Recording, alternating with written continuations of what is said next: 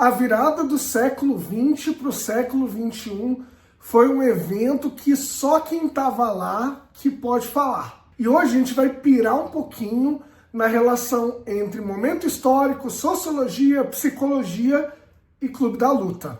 Alguns autores da sociologia, da política, das ciências humanas de modo geral, tratam o começo do século XXI, final do século XX, como um momento de morte de narrativas utópicas. O que isso quer dizer? Quando a gente fala sobre narrativas utópicas, a gente está falando sobre narrativas, discursos, teorias que defendiam que existiam alternativas ao modelo capitalista vigente. Quando a gente pensa nisso, a gente, lógico, pode pensar em Cuba.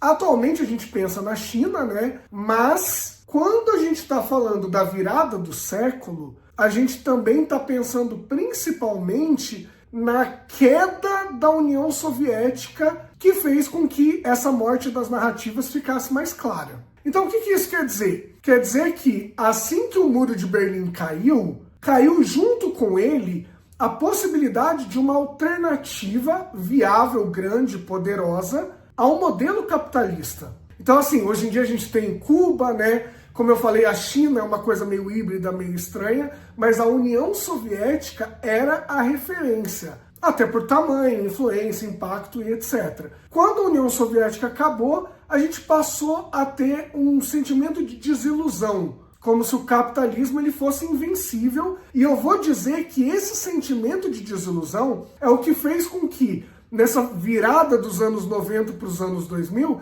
a gente tivesse tanto filme sobre distopia, sobre desilusões. Já tem o Matrix, que fiz vídeo aqui, a gente vai ter o Seven mesmo, que é um puta filme desiludido, que a gente já teve vídeo aqui também, a gente vai ter o Clube da Luta. No começo dos anos 2000, a gente teve o Educators e o Adeus Lenin, filmes europeus, vai ter vídeo aqui em algum momento, mas são filmes que não à toa que estavam saindo nessa época. Além da queda do Muro de Berlim, a gente também teve um processo de globalização muito mais intenso. Aí pensa na tempestade perfeita aqui. Ao mesmo tempo que a gente não tem uma alternativa viável ao capitalismo, a gente entrou numa fase de globalização intensa, de tecnologia avançando muito, e onde o consumismo se tornou a coisa mais exagerada e mais característica do nosso mundo. Como assim, Renan? Eu não entendi. Gente, olha só. É como se até então, até antes dessa mudança toda que eu tô falando, a gente pudesse, por exemplo, se definir por um ideal. Quando acontece a globalização, queda do Muro de Berlim, etc., a gente perde o ideal, a gente passa a se definir pelo que a gente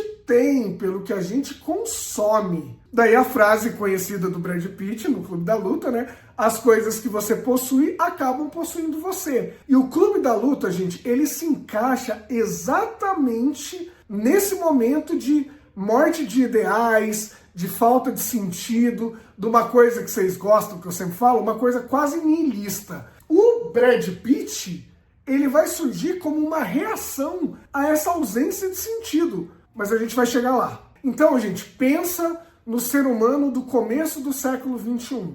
A gente não tem uma ideologia, a gente não tem alternativas políticas. O Brad Pitt tem uma frase sobre isso, né? A gente não tem uma grande guerra, a gente não tem uma grande depressão, a nossa grande guerra é espiritual, a nossa depressão é a nossa vida. Então, assim, no começo do século XX, o ser humano se encontra, século XXI, o ser humano se encontra desiludido, sem norte. E usando o consumismo, usando a compra para se anestesiar dessa angústia da ausência de sentido. Não à toa, Edward Norton, no começo do filme, fala: eu passava horas e horas pensando em que mobília me definia como pessoa. Olha que lixo de vida, gente. Olha que merda de vida. Mas é isso, o ser humano do começo do século XXI é um ser humano que se define pela roupa que usa. E essa morte do ideal, gente, ela vai, lógico, ter uma origem política, mas ela vai acabar generalizando para várias áreas. As pessoas não acreditam mais em construir uma carreira. Tá aí a geração Z hoje em dia que tá fodida no trabalho, não consegue arrumar trabalho, quando consegue, não consegue ficar porque a geração Z já tá mais além ainda nessa discussão. Mas nós, millennials, a gente cresceu já duvidando muito dessa coisa de construir uma carreira. Não à toa, vamos lá pro filme de novo. No filme tem a cena que eu acho que é uma das mais fodas, que o Brad Pitt, ele vai lá numa loja de sei lá o quê, e ele meio que rende o dono da loja, leva ele lá pro fundo, aponta a arma pra ele, e ele obriga o cara a ir atrás do sonho dele. E aí o Edward Norton fica puto, né? Fala, nossa, mas você ia matar o cara, que merda e tal. E aí ele mostra a arma sem bala, porque na verdade ele só tava querendo motivar o cara a ir atrás do sonho dele que ele abandonou. Isso é muito foda. Esse cara, da cena lá do fundo da loja, ele é o típico ser humano do começo do século XXI. Talvez o ser humano até hoje. Vamos pensar, né? E o Brad Pitt vem como um personagem que vai fazer as pessoas voltarem a entrar em contato com a vida delas. Entrar em contato com o que é verdadeiro. Nem que seja sentir dor. Daí a ideia do Clube da Luta. O Clube da Luta nada mais é do que uma ferramenta para que as pessoas voltem a se sentir vivas. Que elas saiam da anestesia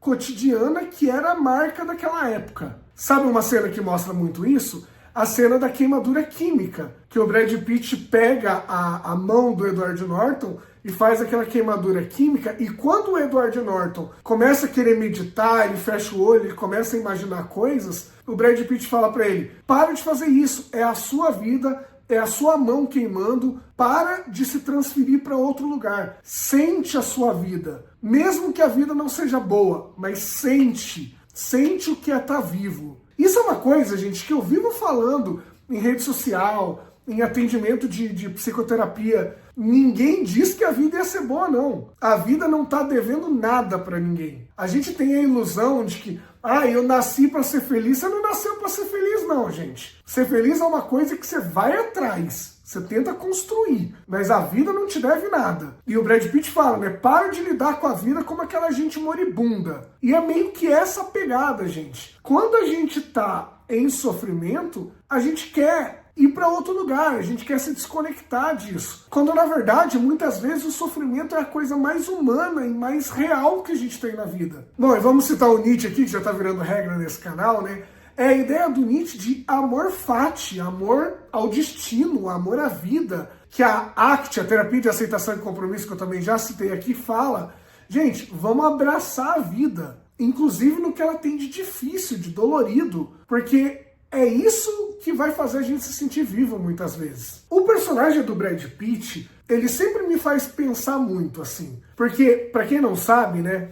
Bom, imagina que você tá vendo esse vídeo aqui, você viu o filme, né? Pelo amor de Deus. O Edward Norton, ele tem o que a gente chama na psicologia de transtorno dissociativo de identidade. Que é o que a galera falava antes, dupla personalidade, coisa assim, né? E, gente, esse transtorno, ele é muito debatido, tá? Tem alguns autores que nem acreditam que ele exista, mas esse transtorno, normalmente, ele é caracterizado pelo quê? A pessoa sofre um trauma, ela tem um gatilho, alguma coisa muito forte, e ela desenvolve uma personalidade auxiliar, geralmente oposta à personalidade original, para lidar com esse trauma. Gente, não pode ser uma personalidade parecida, porque senão ela também não vai dar conta, né? Então, não à toa que o Edward Norton no filme, ele é um bosta em todos os sentidos. Psicológicos, emocionais, intelectuais, físicos. E o Brad Pitt, ele surge como um cara que é a oposição a tudo isso. Ele, inclusive, fala pro Edward Norton, né? Eu transo como você gostaria de transar. E ele se veste como um cara seguro, ele é forte, ele é bonito. Então, a personalidade que surge, ela é oposta à personalidade original. E por que o Brad Pitt surge? Justamente pela ausência de sentido na vida do Edward Norton. Que eu tô chamando pelo nome do autor porque o personagem não tem nome, né? Se eu não me engano, no livro ele é chamado de O Narrador. Mas no caso do filme, né, eles não dão nome pra ele. Essa ausência de sentido, gente, é que faz o Edward Norton criar o Brad Pitt. Essa é a pegada. E isso me remete muito, eu vou fazer um vídeo sobre isso, porque eu acho muito incrível, assim. Isso me remete, gente, à piada mortal que é o quadrinho do Batman, escrito pelo Alan Moore, fudido, incrível, um tratado de psicologia, aquele quadrinho. E por que me remete a ele? Porque A Piada Mortal é um tratado sobre o que faz as pessoas ficarem loucas. O Coringa tem uma tese nesse quadrinho, né? E o Coringa tem uma frase, ele tem um monólogo que é incrível, mas que tem uma frase nesse monólogo muito legal, que é a hora que o Coringa fala assim: não se esqueça, a loucura é uma saída de emergência. Ele caberia como um personagem do Clube da Luta, porque é exatamente isso. O Brad Pitt, o transtorno dissociativo de identidade do Edward Norton é a saída de emergência. É o ser humano face à total ausência de sentido, encarando a total ausência de alternativas políticas, ideológicas, do que buscar. Ele chega num ponto de niilismo, de não ter pelo que lutar, que ele cria uma personalidade auxiliar para lidar com isso. E aí nós temos uma obra, né, gente? Vamos lá, né? Que, como poucos filmes, tá? Tudo bem, eu sei que é um livro, mas a gente tá falando do filme aqui. Como poucos filmes, não consigo lembrar de nenhum, na verdade, conseguiu auxiliar, juntar, né, conciliar tão bem uma discussão filosófica, psicológica, sociológica e política, assim. O Clube da Luta é incrível enquanto tratado de todas essas áreas juntas. Às vezes o pessoal pergunta para mim: Renan, mas dá para juntar sociologia, que é a minha primeira formação, né, e psicologia? Gente, se você não vê a conexão das duas coisas, você é ignorante, tem que ler mais. Porque é óbvio que as duas coisas estão juntas. E todas as correntes respeitáveis da psicologia consideram a parte social com um peso enorme. E aí a gente entende, vendo o Clube da Luta, que muitas vezes essa psicose que a gente desenvolve é porque a sociedade foi pro cacete. É porque a gente não tem pelo que lutar. É porque a gente não vê sentido, a gente tá pessimista. O pessimismo, inclusive, pode ser uma fortíssima fonte de transtornos mentais. Não é muito louco isso? Bom, acho que é isso, gente. Esse vídeo nem pauta eu fiz, tá? Porque eu acabei de ver o filme, minha cabeça tá borbulhando. Então por isso vocês vão ver que o vídeo tá meio errático. Eu peguei um monte de referência. Porque eu acabei de ver o filme e quando eu vejo o filme eu conecto com tudo que eu tenho na minha cabeça. E aí é essa loucura aí que vocês viram. Mas eu gostaria de saber o que vocês acham. Tá aqui mais um filetismo cultural, né? Que é o Renan Fileto fazendo relações malucas com o que ele assiste, consome, etc. E eu gostaria de saber qual é a opinião de vocês. Como que vocês podem contribuir para minha loucura ficar maior ainda aqui. Comentários são a arena de debate, tá bom? Deixa o like no vídeo também, gente, para essa discussão chegar em mais pessoas. Se inscreva no canal se você gosta de maluquice, de análises culturais, né, da cultura pop de um jeito bem errático, por assim dizer. Tá bom? Se inscreve no canal, gente. Tem vídeo aqui sempre. A gente se vê na próxima discussão muito louca. Um abraço pra vocês e vamos buscar ideais, porque, ó, quando não tem, acontece isso aqui, ó.